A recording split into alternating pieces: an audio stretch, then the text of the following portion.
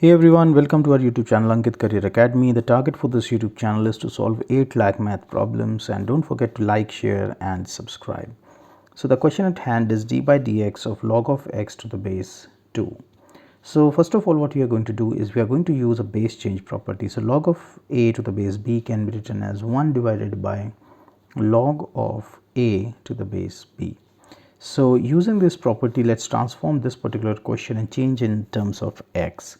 So that means this right here, first of all, if we take this as y is equal to log of 2 to the base x, so that means y can be written as 1 divided by log of 2 to the base x, just right here.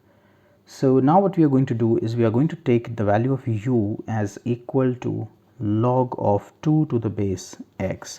So that means the y value would be 1 divided by u.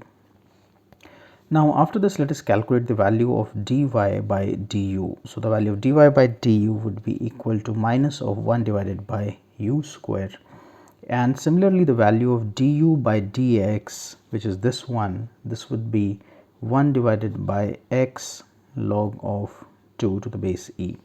So if you notice, basically we had to calculate the value of dy by dx from this particular function. So the value of dy by dx can be written as dy by du multiplied by du divided by dx. So dy by du would be minus of 1 divided by u square multiplied by du by dx, which is 1 divided by x log of 2.